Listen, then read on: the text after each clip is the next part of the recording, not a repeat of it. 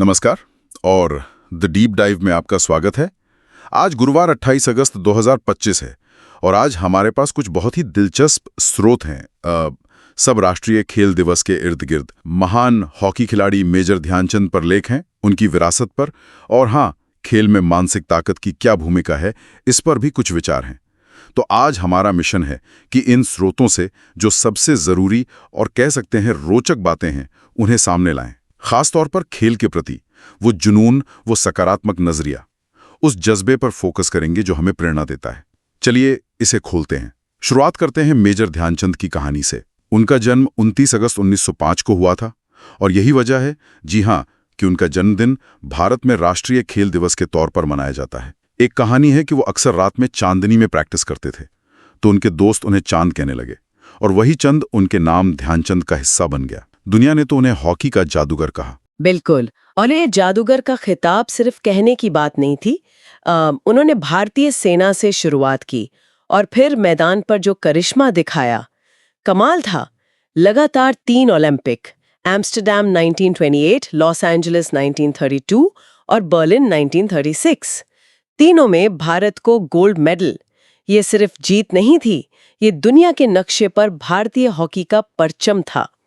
यहाँ दिलचस्प बात यह है कि उनकी महानता सिर्फ मेडल्स या गोल में नहीं है, बल्कि उस समर्पण में है, उस खेल भावना में, उस कलात्मकता में, जिसने हॉकी को भारत में एक जुनून बना दिया। वो एक प्रतीक बन गए थे। हाँ, और 1928 एम्स्टरडैम ओलंपिक, वो किस्सा तो वाकई कमाल का है। सोचिए, भारतीय टीम पहली बार ओलंपिक में खेल रही थी। ज्यादातर खिलाड़ियों को कोई अंतर्राष्ट्रीय अनुभव नहीं, लेकिन टीम अजेय रही। ध्यानचंद ने 5 मैचों में 14 गोल किए। 14 गोल 5 मैचों में? हाँ, पर एक गोल से भी बढ़कर मुझे लगता है उस विश्वास की जीत थी कि अनुभव कम हो पर इरादा पक्का हो तो कुछ भी हो सकता है। और वो मजेदार किस्सा याद है जब डच अधिकारियों को शक हुआ उनके स्टिक कंट्रोल पर? हाँ, वो स्टिक तोड़ने वाली बात। वो स्टिक तोड़ने वाली बात ये दिखाता है कि उनका खेल कितना अविश्वसनीय था। बिल्कुल, लोगों को यकीन ही नहीं होता था। उन्हें लगा कोई ट्रिक है, शायद स्टिक में चुंबक लगा है, मजाक किया है, पर उनके असाधारण कौशल का सबूत भी है ये। बिल्कुल। अच्छा, उनके आंकड़ों पर भी एक नजर डालनी चाहिए। 1949 तक खेले 185 अंतर्राष्ट्रीय मैच और 570 से ज्यादा गोल। 570 से ज्यादा? हाँ, और माना जाता है कि पूरे करियर में मतलब क्लब वगैरह मिलाकर 1000 से भी ज्यादा गोल किए। अरे वाह! और 1932 लॉस एंजलिस ओलंपिक अमेरिका के खिलाफ 24-1 की जीत। ध्यानचंद के 8 गोल और उनके भाई रूप सिंह के 13। ये तो आज भी वर्ल्ड रिकॉर्ड है। 24-1, अविश्वसनीय। ये आंकड़े सिर्फ नंबर नहीं है, ये उनकी कंसिस्टेंसी, मैदान पर उनका दबदबा दिखाते हैं। सही कहा, ये उस स्तर की प्रतिभा और मेहनत को दर्शाते हैं जिसकी आज भी कल्पना करना मुश्किल है। बिल्कुल। प्रेस का उन्हें हॉकी का जादूगर कहना बिल्कुल सही था। वो खेल को एक कला की तरह खेलते थे। और उनकी विरासत सिर्फ मैदान तक नहीं रही। रिटायरमेंट के बाद उन्होंने कोचिंग भी की, हजारों युवाओं को प्रेरणा दी। उनका जन्मदिन 29 अगस्त राष्ट्रीय खेल दिवस है। ये सिर्फ उनका सम्मान नहीं है, ये उस नजरिए, उस समर्पण का भी सम्मान है और खेल की खुशी बांटने की भावना का। और इसी भावना को आगे बढ़ाते हुए हम आते हैं राष्ट्रीय खेल दिवस 2025 के विशेष पहलू पर, फिट इंडिया मिशन के तहत। इस साल ये सिर्फ एक दिन का उत्सव नहीं है, ये 3 दिन का राष्ट्रीय आंदोलन है, 29 से 31 अगस्त तक। हाँ, और थीम है 1 घंटा खेल के मैदान में। सुनने में सरल लगता है, 1 घंटा खेल के मैदान में। हाँ, पर इसका संदेश बहुत गहरा है। ये थीम सिर्फ एक नारा नहीं है, ये एक तरह का आह्वान है, जीवन शैली में बदलाव का सुझाव है। मतलब ये है कि हर भारतीय, चाहे वो किसी भी उम्र का हो, कोई भी काम करता हो, रोजाना कम से कम 1 घंटा किसी न किसी फिजिकल एक्टिविटी या खेल को दे। सिर्फ फिट रहने के लिए नहीं, सिर्फ उसके लिए नहीं। अगर हम इसे बड़ी तस्वीर से जोड़ें तो ये बेहतर शारीरिक स्वास्थ्य, मजबूत मानसिक स्वास्थ्य और ज्यादा खुशहाल जीवन जीने का नुस्खा है।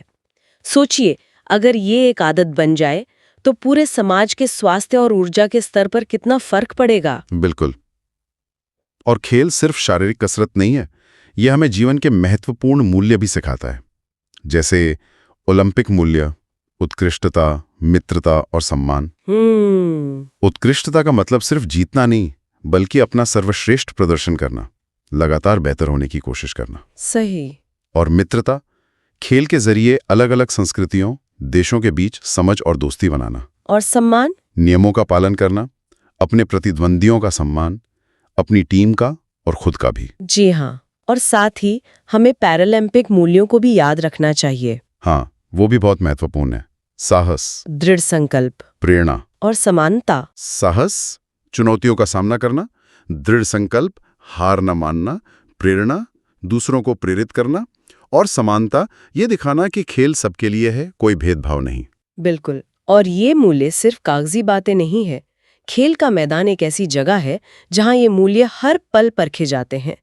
जब आप दबाव में होते हैं, थके हुए होते हैं या हार रहे होते हैं, तब असली चरित्र सामने आता है। क्या आप तब भी नियमों का सम्मान करते हैं? अपने प्रतिद्वंदी को सम्मान देते हैं? गिरने के बाद फिर से उठने का साहस दिखाते हैं? खेल हमें ये सब सिखाता है। सच्ची जीत सिर्फ स्कोरबोर्ड पर नहीं, बल्कि चरित्र में है, टीम वर्क में है, लचीलेपन में है। बहुत अच्छी तरह समझाया। ये मूल्य हमें मैदान के बाहर भी रास्ता दिखाते हैं। और खेल का एक और पहलू है जिस पर आजकल बहुत बात होती है, मानसिक शक्ति। एक कहावत है, जहां मन जाता है, शरीर अनुसरण करता है। Where the mind goes, the body follows। हाँ, सुना है। सुनने में आसान लगता है, पर इसका मतलब क्या है? सोचिए जरा पोल वॉल्ट के बारे में। एक इंसान तेजी से दौड़ता है, एक लंबे लचीले पोल के सहारे खुद को हवा में उछालता है और अपनी ऊंचाई से कई गुना ज्यादा ऊंची बाधा पार कर जाता है। यह शारीरिक कर्तव्य तो है ही, हाँ, बिल्कुल है। लेकिन उससे ज्यादा ये मानसिक दृढ़ता का खेल है।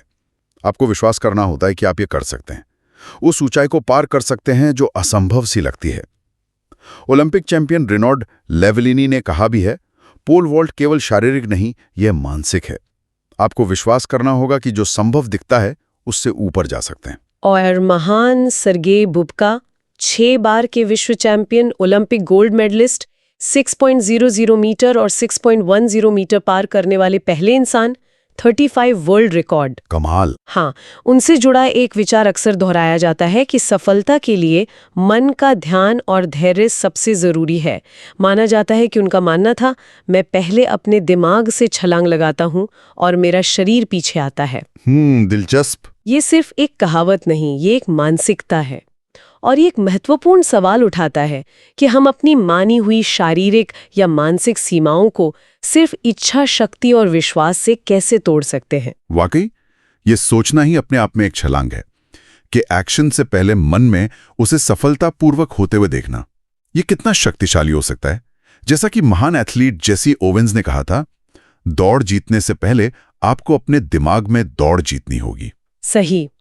You have to win the race in your mind before your legs start running। लेकिन सवाल यह है कि ये दिमागी जीत हासिल कैसे की जाती है? क्या ये सिर्फ पॉजिटिव सोचने से होता है? नहीं, ये सिर्फ पॉजिटिव सोच से कहीं ज्यादा है। ये एक तरह का मानसिक प्रशिक्षण है। इसमें विजुअलाइजेशन शामिल है, मतलब मन में सफलता की तस्वीर बनाना, दबाव को झेलने का अभ्यास करना, फोकस बनाए रखना, और हाँ, असफलताओं से सीखकर वापसी करना। मन हमारा कप्तान है, शरीर उसकी टीम। अच्छा उदाहरण है। हाँ, अगर कप्तान को ट्रेन किया जाए कि उसे क्या करना है, कैसे करना है, लक्ष्य पर कैसे टिके रहना है, तो टीम यानी शरीर पूरी क्षमता से उसका साथ देगा। जी। और ये सबक सिर्फ खिलाड़ियों के लिए नहीं है। सोचिए, पढ़ाई में परीक्षा का डर, हाँ। करियर में किसी बड़ी चुनौती का सामना या कोई व्यक्तिगत लक्ष्य पाना, हर जगह यही सिद्धांत लागू होता है। मन को साधना ही सफलता की कुंजी है। और राष्ट्रीय खेल दिवस पर जो देश भर में गतिविधियां हो रही हैं, वो इसी समग्र भावना को दर्शाती है ना। बिल्कुल। हॉकी, क्रिकेट, फुटबॉल, कबड्डी जैसे बड़े खेल तो हैं ही, साथ में खो-खो, रस्साकशी जैसे पारंपरिक खेल भी। दौड़, योग और दूसरे मजेदार सामुदायिक कार्यक्रम भी। हाँ, इनका मकसद सिर्फ मुकाबला करना नहीं है, हाँ, बल्कि साथ मिलकर खेलने का आनंद लेना, टीम वर्क सीखना और एकजुटता का अनुभव करना है। ये 1 घंटा खेल के मैदान में थीम को जमीनी स्तर पर उतारने का प्रयास है। और यहाँ एक दिलचस्प वैज्ञानिक पहलू भी जुड़ता है। अच्छा, वो क्या? जब हम खेलते हैं या व्यायाम करते हैं तो हमारा दिमाग एंडोर्फिन नाम के रसायन छोड़ता है। एंडोर्फिन, हाँ सुना है। इन्हें हैप्पी हार्मोन भी कहते हैं क्योंकि ये दर्द की अनुभूति को कम करते हैं और मूड को अच्छा करते हैं। आपने रनर हाई के बारे में सुना होगा। हाँ, रनर है। वो इसी का असर है। इसके अलावा डोपामाइन, सेरोटोनिन, ऑक्सीटोसिन जैसे दूसरे न्यूरोकेमिकल्स भी निकलते हैं जो खुशी, संतुष्टि और जुड़ाव की भावना को बढ़ाते हैं। तो मतलब शारीरिक गतिविधि सीधे सीधे मानसिक खुशी से जुड़ी है। बिल्कुल। तो ये जो 1 घंटा खेल के मैदान में बिताने का आह्वान है, ये सिर्फ शारीरिक स्वास्थ्य के लिए नहीं, बल्कि सीधे सीधे हमारे मानसिक कल्याण और खुशी के स्तर को बढ़ाने का एक वैज्ञानिक तरीका भी है। तो आज की इस पूरी चर्चा का सार क्या निकलता है? हमने मेजर ध्यानचंद की प्रेरणादायक कहानी से सीखा कैसे समर्पण और विश्वास आपको असाधारण ऊंचाइयों तक ले जा सकते हैं। हमने राष्ट्रीय खेल दिवस की इस साल की थीम 1 घंटा खेल के मैदान में के पीछे छिपे गहरे संदेश को समझा। ये सिर्फ एक नारा नहीं, बल्कि बेहतर जीवन जीने का आह्वान है। सही। हमने ओलंपिक और पैरालंपिक मूल्यों को देखा, सिर्फ सूची के तौर पर नहीं, बल्कि जीवन जीने के मार्गदर्शक सिद्धांतों के रूप में। बिल्कुल। और हमने खेल में और जीवन में भी मानसिक शक्ति की निर्णायक भूमिका को पहचाना।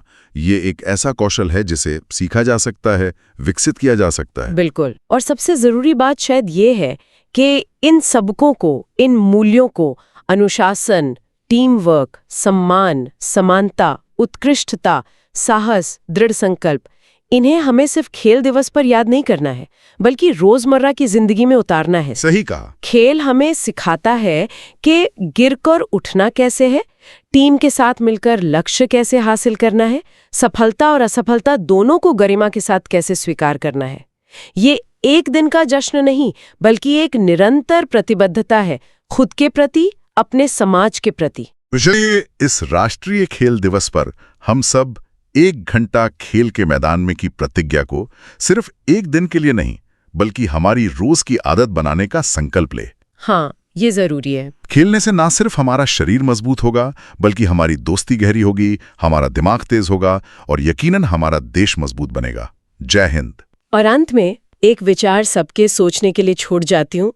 ये जो मन पहले शरीर बाद में वाला सिद्धांत है, इसे हम खेल के मैदान की सीमाओं से बाहर निकालकर जीवन की दूसरी बड़ी चुनौतियों में कैसे लागू कर सकते हैं, जैसे कि मुश्किल पढ़ाई, करियर के उतार चढ़ाव या व्यक्तिगत संबंधों को बेहतर बनाने में। क्या इसका कोई व्यवस्थित तरीका हो सकता है? और एक और बात, अगर हम सब मिलकर एक समाज के रूप में रोजाना 1 घंटा खेल के मैदान में बिताएं, तो क्या इसका असर सिर्फ हमारे व्यक्तिगत स्वास्थ्य तक ही सीमित रहेगा, या ये हमारी सामाजिक एकजुटता, हमारी राष्ट्रीय भावना और हमारे सामूहिक चरित्र पर भी कोई गहरा, सकारात्मक और स्थायी प्रभाव डाल सकता है? इस पर विचार कीजिएगा।